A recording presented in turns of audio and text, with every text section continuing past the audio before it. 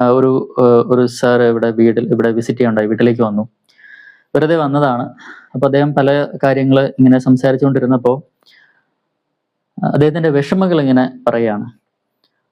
അദ്ദേഹത്തിന്റെ പ്രധാന പ്രശ്നം എല്ലാവരും ഇങ്ങനെ ഒരു അകൽച്ച.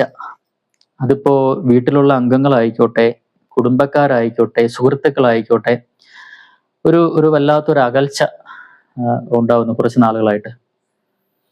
അപ്പൊ അദ്ദേഹത്തിന്റെ കാര്യങ്ങൾ നോക്കുമ്പോൾ അദ്ദേഹത്തിന് പ്രത്യേകിച്ച് അങ്ങനെ പ്രശ്നങ്ങളൊന്നും ഉള്ളതായിട്ട് മനസ്സിലായില്ല. അപ്പൊ അദ്ദേഹത്തിനോട് പറഞ്ഞു, സാർ ഒരു കാര്യം ചെയ്യൂ, സാറ് സമാന സൂക്താർച്ചന ചെയ്യൂ. സമാന സൂക്തം എന്ന് പറഞ്ഞപ്പോൾ അദ്ദേഹത്തിന് പിടികിട്ടിയില്ല. ഐകമത്യ സൂക്തം എന്ന് പറഞ്ഞപ്പോൾ പിടികിട്ടി. ഐകമത്യ സൂക്താർച്ചന അമ്പലങ്ങളിൽ ചെയ്യൂ, ഇപ്പൊ മിക്കവാറും എല്ലാ അമ്പലങ്ങളിലും ഉണ്ട്. അപ്പൊ അദ്ദേഹം പറഞ്ഞു, ഞാൻ ഐകമത്യ സൂക്തം നിത്യേന ജപിക്കുന്നുണ്ട്. അപ്പൊ വീണ്ടും സംശയമായി. അപ്പൊ അദ്ദേഹത്തിനോട്, സാർ ഒന്ന് ജപിക്കൂ, ഒന്ന് കേൾക്കട്ടെ എന്ന് പറഞ്ഞു. അതിന്റെ ആദ്യത്തെ ലൈൻ ഇതാണ്: ഓം സം സമിദ്യൂവസേ വൃഷന്നഗ്നേ വിശ്വാനര്യ ആ. അപ്പൊ ഈ ഒരു വരി ജപിച്ചപ്പോ 6 തെറ്റ്.